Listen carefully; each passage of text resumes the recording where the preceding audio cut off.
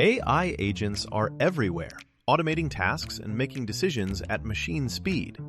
But agents make mistakes. Just one rogue agent can do big damage before you even notice. Rubrik Agent Cloud is the only platform that helps you monitor agents, set guardrails, and rewind mistakes, so you can unleash agents, not risk.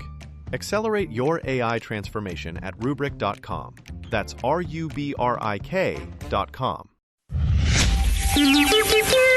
It's the 77 WABC News Hour. Talking the news with Noam Laden. All the news you need to know with Joe Nolan, traffic, Justin Ellick, sports. And now, Talking the news with Noam on 77 WABC. Yes, that's me. Good morning. It is Monday, October 27th. Your forecast from the 77 WABC Weather Center. Sunshine today. You'll notice right away when you walk out the door, it is cooler than it has been. The high 56. Tonight and overnight, some clouds, low 44. And then Tuesday, sun and clouds, high 56. If you're walking out the door with us right now, it's 42 and clear in Hempstead out on Long Island, 39 and clear in Lawrenceville over in New Jersey, and it's 40 and clear right outside our Midtown studios.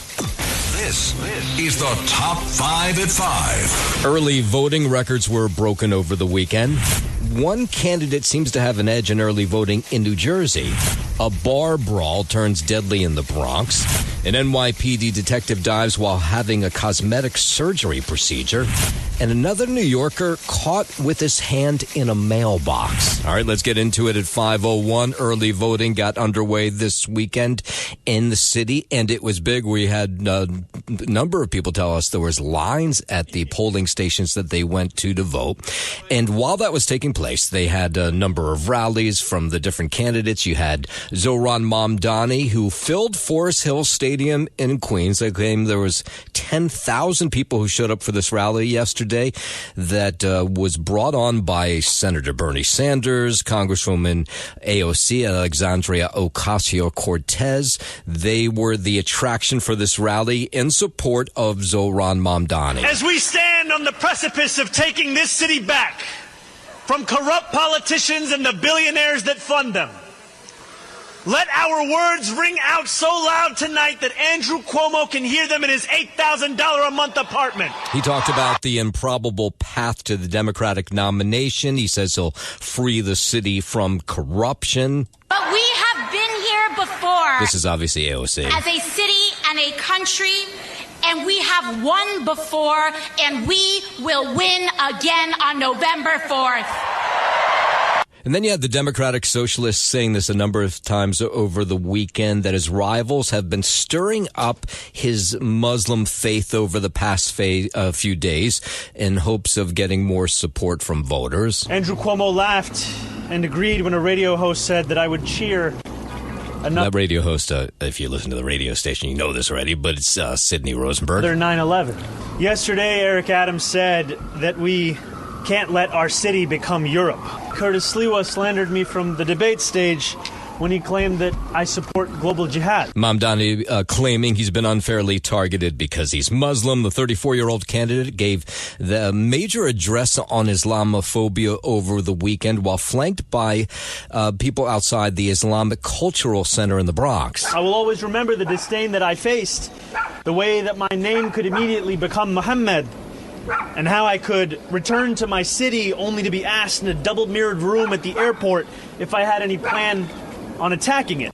I will not change who I am, how I eat, or the faith that I am proud to call my own.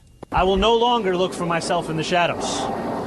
I will find myself in the light. And then you had New York City's Republican mayoral nominee Curtis Sliwa trying to stay out of this fray. Says he's heading to the polls, which he did on Saturday. He wanted to be one of the first people to cast a ballot for himself, for Curtis Sliwa. I'm casting my first vote tomorrow. Early voting starts, and I'm putting a nail into the coffin of that. There's no dropping out here. I'm the only Republican candidate. I'm the only law and order candidate. I have the backing of Rudy Giuliani and George Pataki. And let's remember when they rescued the city and state. Sliwa making an appeal to people who might have thought that they wanted to vote for Mayor Adams or Andrew Cuomo or Zohran Mamdani, that he's the best out of all of them. Their corruption has led to the chaos in New York State. So it's sort of like you want to think the arsonist Cuomo is going to be the firefighter. Think again. No cash bail. Raise the age. Close Rikers Island. Can't keep his hands off of women. Now, there were other people who ran the other way from Curtis Sliwa in the last couple of days. One of them over the weekend, Dov Hikind, who had supported Curtis Sliwa early on, now telling members of the Orthodox Jewish community, especially where he's from, Borough Park, that they should vote for Andrew Cuomo instead, saying he has a better shot of knocking off Zohran Mamdani. And then if you went to the polling stations across the city, not all of them, but a lot of them were pretty busy. And here's what voters had to say why they were showing up for early voting over the weekend. There's a lot of things that people care about, like affordability and the housing.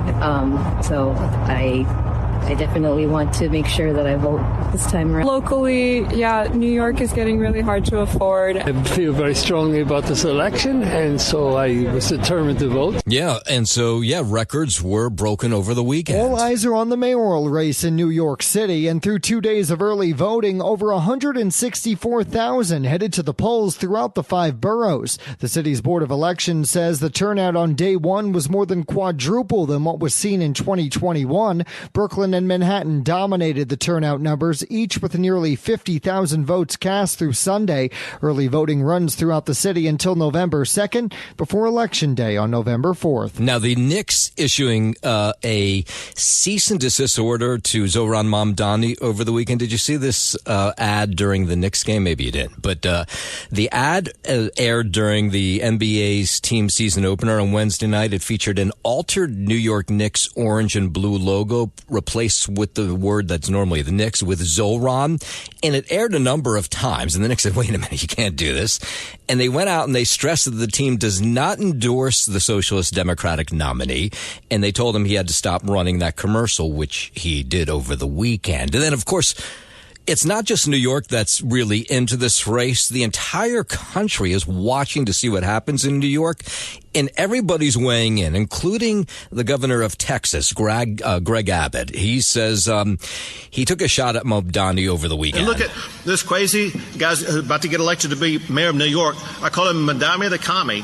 He's going to get elected. Yeah, I don't know about you if you're outside of New York or if you live in New York and you talk to people who are outside of New York. Everybody wants to know what's going on, what's happening in New York. All right, coming up after 5:30, we're going to hear from some more voters and why they cast their ballots early. We'll also go over to New Jersey, where early voting was big over the weekend as well, and the conventional wisdom of who might be benefiting from that. We'll get into that story coming up as well. But first, 5:07, first check of traffic and transit on this early Monday morning. Good morning, Joe Nolan.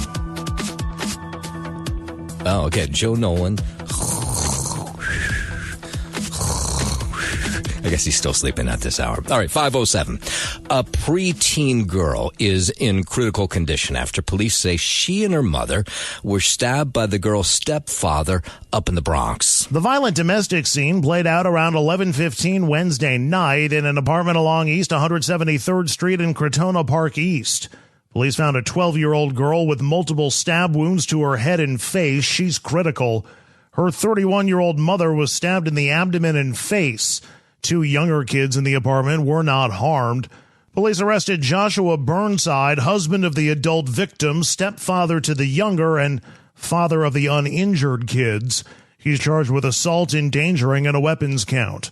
Andrew Whitman, NBC News Radio, New York. You know, when we left you on Friday, we were talking about this awful story out of Herrick's on Long Island. This woman found dead in her home. Some chemical substance, they say, had killed her. And then when we got off there, they made an arrest. And now we have more details. A Long Island man has been charged with stalking and then murdering his wife using cyanide. Whatever this compound was, suffocated her with it over her face. That's why the burns in and around her face. Nassau County Police Captain Stephen Fitzpatrick there says the 53-year-old Asif Quasari was angry at his estranged wife, Alina, who had served him with divorce papers at their Queens apartment.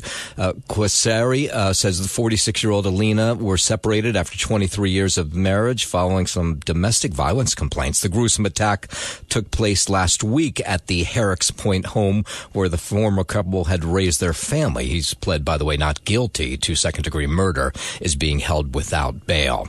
Well, this was a terribly sad story over the weekend. Former New York Jets star Nick Mangold died of kidney disease, and it came really almost right after he announced that he was suffering from Former it. star center Nick Mangold, who played 11 seasons with the Jets, died Saturday night of complications from kidney disease. He shared his fight publicly in a social media post earlier this month, revealing at the time that he needed a kidney transplant. Mangold was selected by the Jets in the first round of the 2006 NFL Draft, the same year he was diagnosed with the genetic defect that led to his chronic kidney disease. Nick Mangold was 41. I'm Larry Kofsky, NBC News Radio. And the Jets, who finally pulled off their first victory of the season, they dedicated it to Nick Mangold, who was a Jet through and through. I mean, if you didn't follow the Jets, this guy was the New York Jets when he played for them. 5:10, of course, Justin will have more coming up at 5:15 in sports. President Trump is in Malaysia for his first visit to Asia since returning to office. The president on a 3-nation tour through Malaysia, Japan, and South Korea that's expected to include this meeting. This is the big part of it with Chinese President Xi Jinping. We have a lot to talk about with President Xi, and he has a lot to talk about with us. I think we'll have a good meeting. This meeting comes amid growing trade tensions between the world's two biggest economies. Trade expected to top the agenda, although President Trump also says he plans to discuss the ongoing Russia-Ukraine war, saying he would like to see China get involved, help them out. And then you had Treasury Secretary Scott Bessent over the weekend talking about this, saying that a framework has been reached for these trade talks ahead of time between the U.S. and China that could help avert hefty tariffs on imported Chinese goods that has been threatened by the president. President Trump gave me a great deal of negotiating leverage with the threat of the 100% tariffs on November 1st, and I believe we've reached a very substantial framework that will avoid that and allow us to discuss many other things with the Chinese. So it came as Bessent and the U.S. Trade Representative, that's Jamieson Greer, they met with China's Vice Premier on the sidelines of the summit in Malaysia yesterday. I think we are going to be able to discuss substantial soybean and ag purchases for our American farmers. I think we are going to be able to discuss more balanced trade. And what the kids are talking about, and I got to tell you, I'm interested in this as well, that TikTok deal, right? There's the worry that TikTok could be taken away. The president said, no, I found some people who want to buy TikTok. So that deal could be solidified over these next couple of days because, of course, it is a Chinese company that owns TikTok. Bessent made the statement during an appearance on CBS's Face the Nation. He said that all the details are ironed out and that it will be up to the two leaders to consummate the transaction. This comes after President Trump signed an executive order last month to approve a deal that allows a Chinese company to sell the social media platform to a group of American investors. I'm Tammy Trujillo. WABC News Time 512. Israel carried out an airstrike on the Gaza Strip on Saturday, despite the ceasefire with Hamas. We get more from Scott Carr. Israeli military officials say the strike in central Gaza on Saturday targeted a member of a Palestinian militant group who is planning an attack on Israeli troops. Officials with Hamas have released a statement saying the Israeli claim was a mere fallacious allegation. Both Israel and Hamas have accused each other of violating the U.S.-backed ceasefire. I'm Scott Carr in Washington. President Trump urging Hamas to free over the next 48 hours the remains of deceased hostages the terror group still holds in Gaza or face action by what he said the other countries involved in his peace deal. He says Hamas is going to have to start returning the bodies of these deceased hostages. The Palestinian terror organization has slow-walked the release of the hostages' remains despite being obligated to return all 28 bodies on October 13th. That was in accordance with that U.S. brokered ceasefire deal. So far, Hamas has only returned 15. Israel reportedly believes the terror group can locate at least 10 of the 13 remaining bodies, and suggesting they get that done quickly. WABC News Time 5:13. The U.S. sending its largest aircraft carrier now to the Caribbean as strikes on the alleged drug boats continue. The Pentagon says Secretary of War Pete Hegseth ordered the USS Gerald R. Ford to the Caribbean to help, in their words, dismantle transnational criminal organizations and counter narco-terrorism. This after Hegseth on Friday announced the U.S. had carried out a strike on an alleged Trinidad drug boat, killing all 6 people on board. The U.S. has now struck several suspected drug boats. The unilateral strikes have drawn criticism from some U.S. lawmakers as well as presidents of Venezuela and Colombia. I'm Scott Carr in Washington. WABC News Time 5:14. French police have taken 2 men into custody now in connection with that jewel heist at the Louvre in Paris. French officials say one of the suspects was this is a lot of Scott Carr here. Arrested Saturday evening while trying to leave the country. They estimate the thieves made off with more than $100 million worth of jewels from the museum last weekend. French President Emmanuel Macron calls the robbery an attack on the country's heritage. The Louvre reopened to the public last week. I'm Scott Carr. Yeah, did you see video of that heist? It's really incredible. All right, coming up, the shutdown continues, and we'll hear from both sides as they play the blame game. But first, 5:15, let's head over to the 77 WABC Sports Desk. Good morning, Justin Ellick. Good morning to you, Noam Layden. Start here in the NFL out in Philadelphia. Saquon Barkley ran for 150 yards and a long 65-yard touchdown. Caught another one of Jalen Hurts' 4 scoring passes, and the Eagles beat the Giants 38-20. Jackson Dart failed to duplicate his masterful first effort against the Eagles and threw for 193 yards and a touchdown for the Giants. Dart was sacked 5 times. Giants run at their first season sweep of the Eagles since 2007, and then first win in Philadelphia since 2013 suffered a series blow when rookie Cam Scatterbo suffered a dislocated right ankle, had to be carted off the field. Scatterbo took a hard hit over the middle and went down. His foot appeared to twist backward, and players from both teams huddled around the standout running back until he was driven away. He was scheduled for surgery last night at a local hospital, and sadly, his season is likely over. I mean, barring a miracle here. Up next for the now 2-6 Giants, they'll host San Francisco come Sunday. In Cincinnati, Breece Hall rushed for 2 second-half touchdowns and threw a 4-yard TD pass to Mason Taylor with just under 2 minutes left, helping Justin Fields. Then the Jets edged the Bengals 39-38 for their first win under head coach Aaron Glenn. Fields was 21 of 32 for 244 yards and a touchdown in his first game since Jets owner Woody Johnson sharply criticized the team's quarterback play during its winless start. Hall finished with 18 carries and 133 yards. Fields got the start after Tyrod Taylor was ruled out on Saturday with a knee injury. The Jets, who trailed 31-16 after 3 quarters, rolled to 502 yards of offense in their highest scoring game of the season, including a season-high 254 on the ground. They also got their first victory of the season on the same weekend. That former center Nick Mangold died at the age of 41 from complications of kidney disease. In a team statement, Johnson called Mangold a, quote, cherished member of our extended Jets family.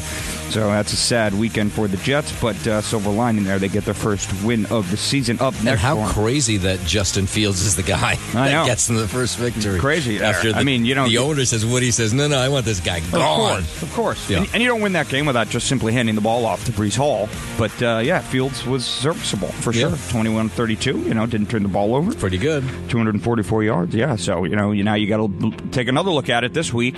And if Tyrod's ready to go, you got a bye coming up for the Jets, so you got a couple weeks here to make this decision before you welcome in the Cleveland Browns in Week 10. What does it matter? Well, it doesn't really matter, but I don't know. If you're Joe Nolan, maybe you care, right? Yeah, right. Tonight, Monday Night Football, late at 8:15 p.m. kickoff. It'll wrap out Week 8 action here. The 3-4 Commanders are at the 4-3 Chiefs, I should say. Chiefs there, 10.5-point home favorites. Head to the hardwood here out in Miami. Knicks suffered their first loss of the young season, 115-107 to the Heat.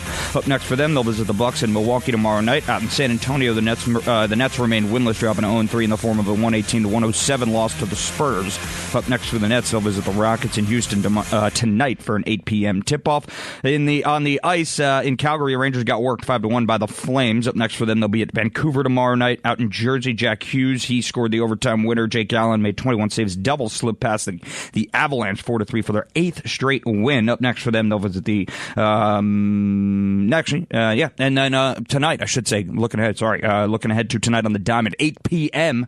World Series Game 3 tonight. That series tied at a game apiece. Of course, Blue Jays and Dodgers getting a win on a Saturday, evening up that series at a game apiece. That is your Sports Gnome. I'm Justin Ellick on 77 WABC. WABC News Time 520. Republicans brushing off concerns about construction at the White House. Crews can be seen tearing down parts of the East Wing. Almost every president has made modifications to the White House. They're never controversial. Senator John Cornyn says this is no different than any other upgrade at the White House. Barack Obama put in a basketball court, and you didn't see people picketing and marching and criticizing that. He went on to say the president's an expert on real estate development, knows how to build nice things. Democrats would push back on this construction. The new ballroom being funded by private donations.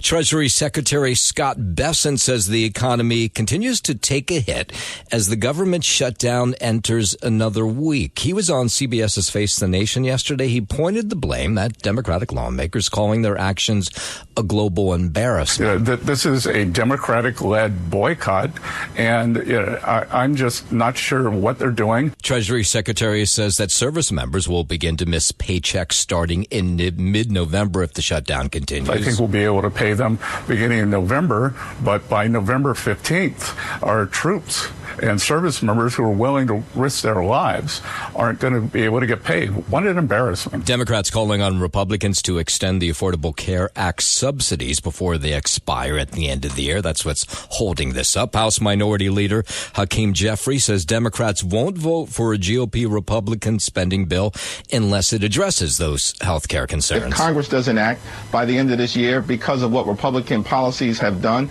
in their one big ugly bill, and now they refuse to extend the Affordable Care Act tax credits, that impacts working class Americans, middle class Americans, and everyday Americans throughout the country. And then you had Transportation Secretary Sean Duffy. He was taken to the news shows as well over the weekend. Says air traffic controllers are wearing thin as the government shutdown rolls on. Of course, they're not being paid. He was on Fox Sunday Morning Futures. He said the longer the shutdown drags on, the more long-term risks will be created for the transportation industry going forward. So instead of going in the right direction, trying to bring more controllers into the system, I'm going to lose them. This has long-term implications on our ability to make sure we don't have the staffing shortages and our flights are on time and they're not delayed. And he says Americans should continue to expect flight delays and disruptions all week this week as well. And the fact that they have to think about how they put food on the table and need airlines to put food into the towers so they can have a lunch and a dinner is outrageous. And we've been seeing those delays, by the way. At Newark Airport, delays on average were about 2 hours yesterday.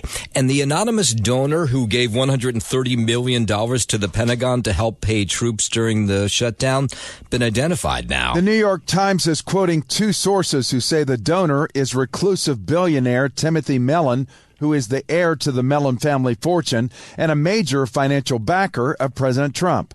Trump had declined to identify the donor, saying he didn't want the publicity. Mellon has not commented on the New York Times report. I'm Jim Forbes. Okay, so now we're waiting to see if there'll be another shutdown vote today. The Senate had been adjourned until this morning. The thought is there will be. What did we have? 12, 13 votes. I've lost count, but there's been a ton of votes so far. So far, every one of them has gone down to defeat. 523, congressional delegate Eleanor Holmes Norton has been scammed out of thousands of dollars. According to D.C. police, people who said they were part of a cleaning crew charged nearly $4,400 to her credit card for work they did not perform. The police report says multiple suspects posed as HVAC workers and charged Norton for duct and fireplace cleaning. The 88-year-old Norton is a non-voting representative for the district and is serving her 18th term in the U.S. House of Representatives. I'm Jim Forbes. Former Vice President Kamala Harris leaving the door open for a possible presidential bid in 2028. She was asked about another run for the White House during an interview over the weekend with the BBC. I have lived my entire career a life of service, and it's in my bones. And there are many ways to serve. I've not decided yet what I will do in the future. The former Democratic nominee dismissed polls that showed her facing a steep challenge to win her party's nomination, but did say she remains confident that a woman will one day be elected president. One of the reasons that I decided not to run for governor of California, I want to listen to people without it being transactional, without asking people for their vote, but listening to them. I think the American people have a lot to say right now. Harris currently promoting her new memoir, 107 Days, while out on that tour. That's when she sat down for that interview with the BBC. And a second prominent California Democrat hinting at a potential run for the White House. A day after former Vice President Kamala Harris indicated she could possibly run for president again, comes word Governor Gavin Newsom is also weighing his options. In an interview with CBS News, Newsom said this week that he would be lying if he said he wasn't thinking about a presidential bid. When asked if he will give it serious thought after the 2026 midterms, Newsom said he's looking forward to who presents themselves in 2028. I'm Lisa Carton. While we're out in California, California's former governor, Arnold Schwarzenegger, is taking aim at the rise of congressional redistricting efforts across the U.S. He was on CNN's State of the Union yesterday. He says that lawmakers are trying to out-cheat each other instead of working for the American people. You know, when you think about this trying to out-cheat each other rather than outperform each other, it's all between Democrats and Republicans. And the ones that are getting left behind are the people. The redistricting battle started months ago when Texas leaders redrew maps to favor Republicans there, followed by California's efforts now to change maps to favor Democrats there. You know, Texas started it. They did something terribly wrong. And then all of a sudden California says, well, then we have to do something terribly wrong. And then now other states are jumping in. And now this is spreading like wildfire all over the country, and it saddens me. Yeah, several states have followed suit in an effort to strengthen their position ahead of the 2026 midterm elections. The annual inflation rate hit 3% in September. We found that out on Friday. Lots of reaction to it over the weekend.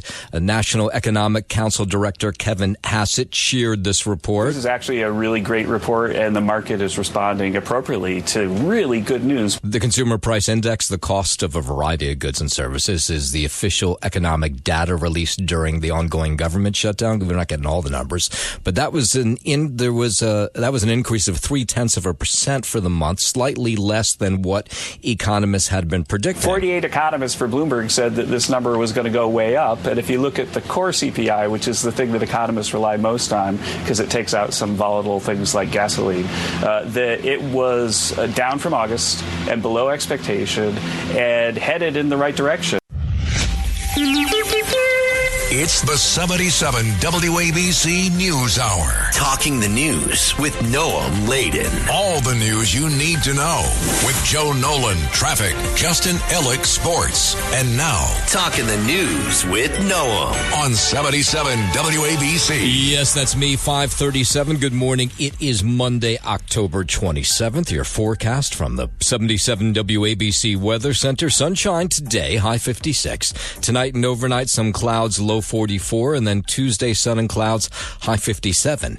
If you're walking out the door with us right now, so happy you are, it's 42 and clear in Hempstead out on Long Island, 39 and clear in Lawrenceville over in New Jersey, and it's 40 and clear right outside our Midtown studios. WABC News Time 5:39. Early voting began over the weekend. Records were shattered for early voting numbers. New Yorkers definitely very invested in this race, and the candidates, they were out trying to get their voters to the polls now before Election Day. It was a packed house at Forest Hill Stadiums yesterday. 10,000, they say, showed up for a Zohran Mamdani rally. Bernie Sanders and Alexandria Ocasio-Cortez were there. In 9 short days, we will work our hearts out to elect Zohran Kwame Mamdani as the next mayor of the great city of New York. A victory here in New York will give hope and inspiration to people throughout our country and throughout the world. And then after that was done, you had Zohran Mamdani step up to the mic. I stand before you tonight as the nominee of a Democratic Party reinvigorated in its pursuit of making government work for everyone, not just the wealthy and the well-connected. Now, Governor Hochul was there as well, so I think you had a little bit of AOC, Governor Hochul. This is America, New York City. Don't let them tell you any different. He doesn't get out in the gutter with everybody else. He rises up with grace and courage and grit. That's the kind of leader we need. Now, the other candidates, they were out over the weekend as well. You had everybody was in Queens, by the way, yesterday. It was interesting. Governor Cuomo was at a rally with Jewish voters in Queens, where the Jewish community there was trying to convince people who thought they might vote for Curtis Sliwa to vote for Andrew Cuomo instead, suggesting that he has the best shot of beating Zohran Mamdani. A vote for Curtis Sliwa is a vote for Mamdani. The offense he has shown to the Jewish community, he should be ashamed of himself. He's talking about Mamdani. And then Curtis voted in his neighborhood. He voted at the Museum of Natural History, that's his neighborhood, on Saturday early voting. Today, it should be the last time we hear that Curtis Sliwa should drop out. Yeah, well, that ship sailed a long time ago. Then he was in Queens later in the day. I'm the law and order candidate. That was clear in the two debates. You have Cuomo and Zohran Mamdani agreeing on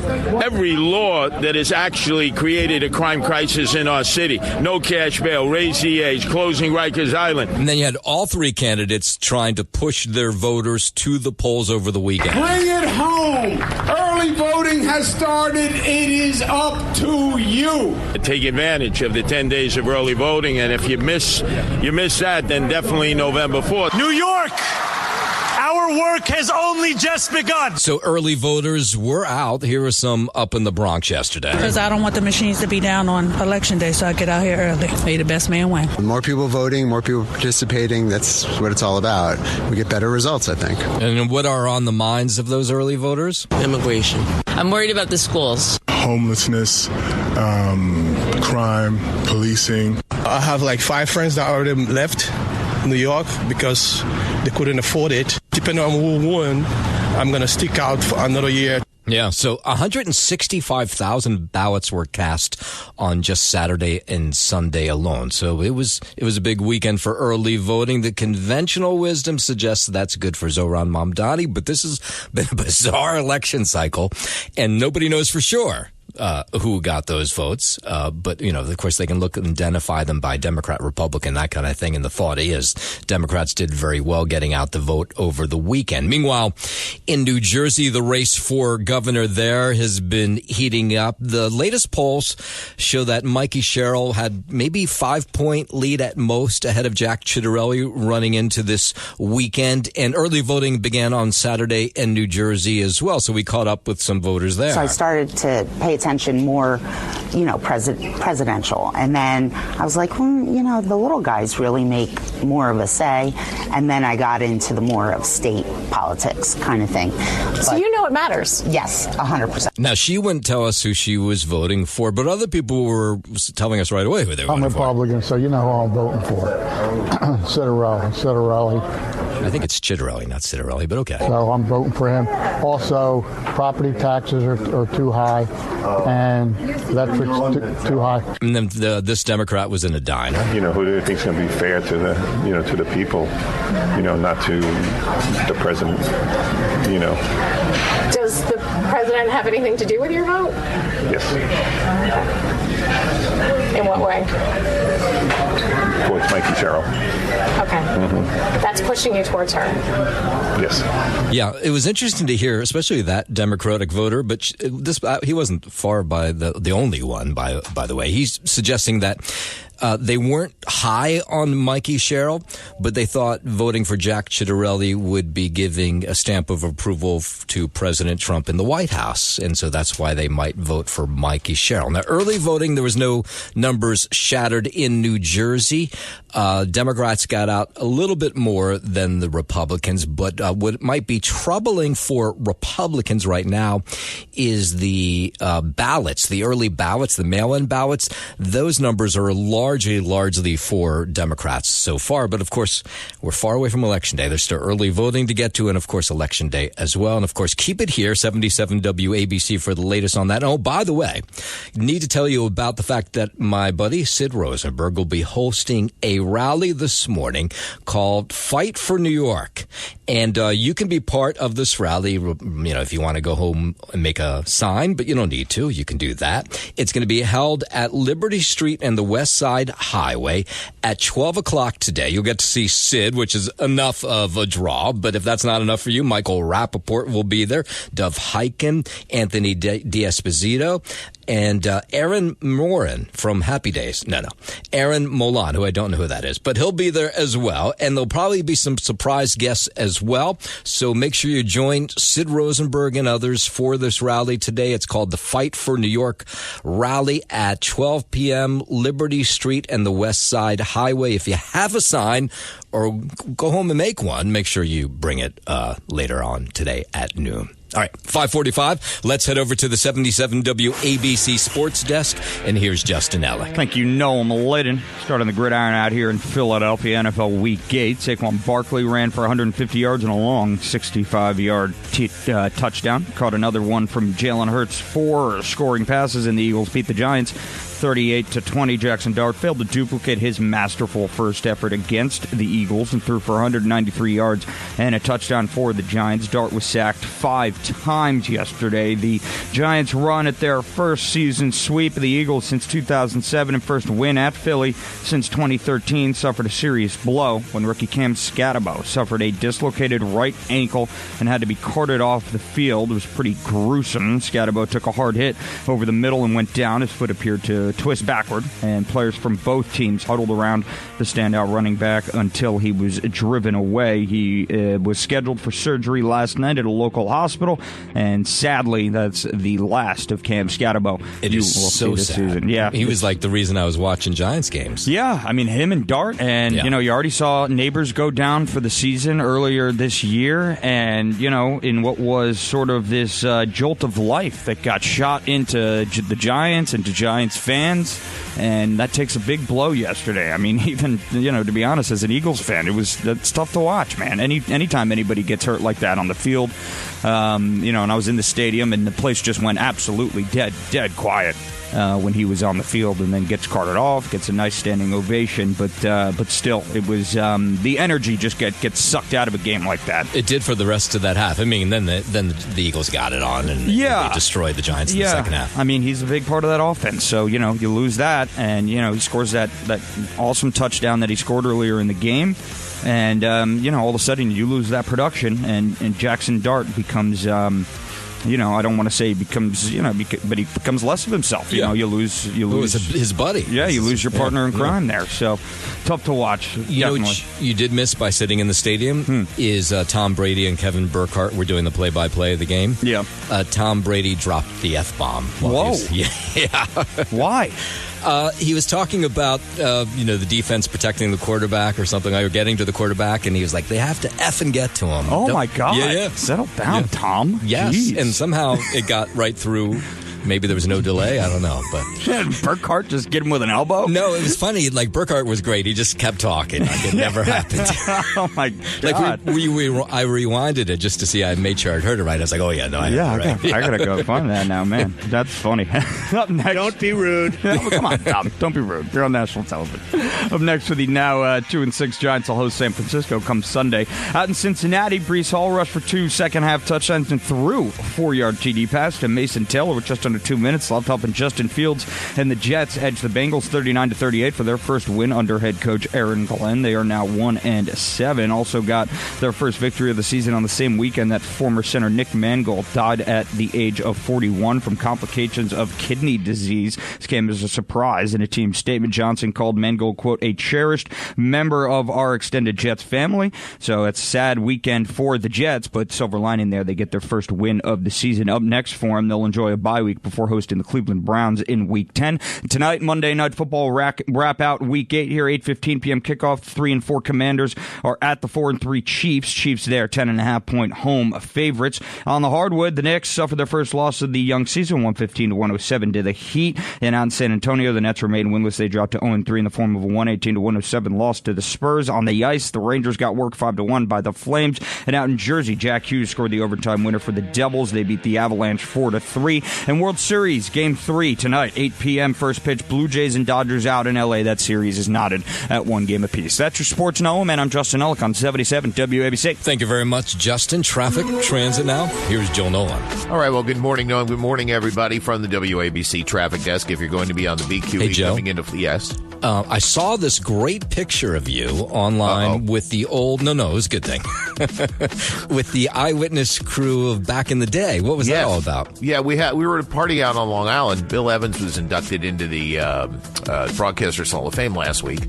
And they had a party out at his radio station out on Long Island. So we all were invited and we all showed up. How about that? All four of us. Me and Lori Stokes and Ken Rosado and Bill Evans and me. Everybody looks great, too. Yeah. I mean, Lori looked absolutely gorgeous. I mean, she's just, she's ageless. That she is. But as opposed to me. No, that's what I'm saying. Is everybody looked great. I would have said, well, except you, if I thought it. Me. Still same old me.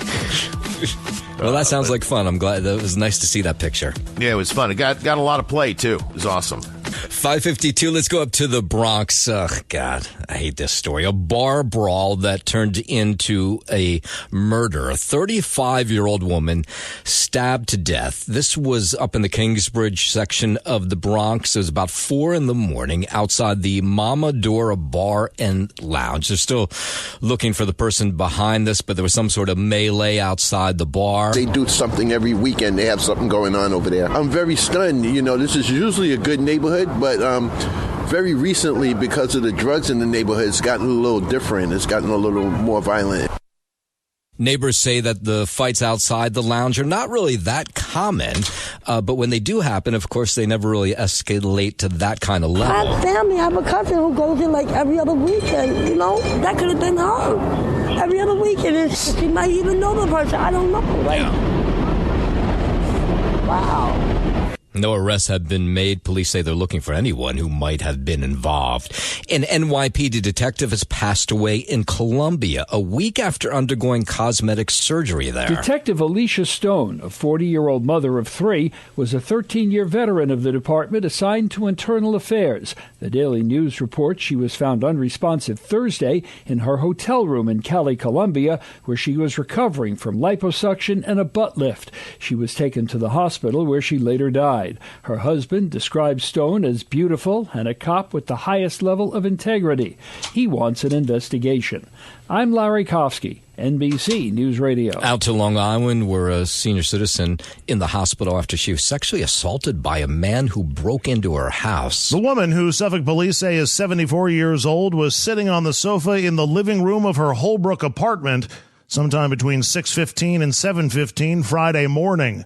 That's when she says a man entered through a window, confronted her, then physically and sexually assaulted her. He later fled. She called 911. Anyone with information is asked to call Suffolk County Crime Stoppers. Andrew Whitman, NBC News Radio, New York. Let's go up to the Hudson Valley. Have you noticed the leaves have not really been changing color in any great way? At least where I live. I'm surprised. A little bit behind schedule. The MTA is running Metro North fall foliage trains between Manhattan and the Hudson Valley, where they probably are changing. Autumn in New York. There are 9 northbound fall foliage trains you can catch between 6:45 in the morning up until noon. Riders can count on 10 southbound trains heading from the upper Hudson Valley back to Manhattan. According to volunteer observers with New York's fall foliage map, leaves in the Catskills are at peak. Leaves in the Hudson Valley are mostly at, if not near, peak. And Long Island is also near peak foliage. James Flippin for 77 WABC News. Oh, not where I am, though. New York City implemented that 15-mile-per-hour speed limit on electric vehicles, including bikes and scooters, on Friday. And you ask people in the city, of course, they're excited to see there's going to be a speed limit, but they say, no, nobody has slowed down. A lot of people use it. It's handy. It comes in handy for a lot of people to get around. They're a menace. They need more regulation. I don't know if we should have motorized vehicles, bicycles, on running the speeds that they are. They drive like crazy. Yeah, and of course the question was about enforcement. How's this going to be enforced? It's going to require a lot of officers to do it, or whoever is going to enforce it, and I don't think New York City has the officers to place in these points. New York has a horrible track record of implementing policy. Yeah, so people said they saw the speed demons all weekend long. And in a heroic save in the East River yesterday, it happened at Herman McNeil Park in College Point, Queens, as volunteers were getting ready for a parade and festival, Halloween parade. And bystanders started shouting. A woman had taken her baby and started walking into the East River. Well, thank God for retired police officer Paul Pinsdorf, who happened to be there. He was in the park, heard the cries. He ran into the water to grab this woman. I saw the woman in the water with her baby, and it was like, we called 911. I went in the water, and she resisted me. Her mind was, lost. But he was able to convince her to come out of the water. She apparently was trying to drown herself and her 5-month-old baby girl. That's what police think anyway. So the hero cop became her lifeline. Not a second to waste. The rod was up to her neck already. I had to manhandling pull her back, and I had to be careful because I was watching the baby too. Was she going to squeeze too hard and everything? She resisted the whole time, and thankfully, though, it worked out. Paul, he's a hero. Paul ran into the water, and he's the one that grabbed her. Yeah, Paul is a hero. That, of course, he'll tell you he's not. I'm just happy that I did a good thing today. Yeah, great job done by Paul Pinsdorf. Thanks for listening to the News Hour with Noam Laden. You can hear the News Hour with Noam Laden weekday mornings at 5 on 77 WABC. If you like the podcast, share it with your friends and listen anytime at WABCRadio.com and download the WABC Radio app. Hit that subscribe button on all major podcast platforms. Plus, follow WABC on social on Instagram, TikTok, Facebook, and X. See you next time for a new episode, so you never have to wonder. What the heck is going on here?